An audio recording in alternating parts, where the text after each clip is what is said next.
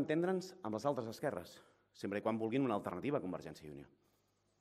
Però amb les retallades no. Perquè o acords amb CiU o acords per fer polítiques socials. Totes dues coses són incompatibles. Són incompatibles. I els hi hem d'explicar. Els hem d'explicar.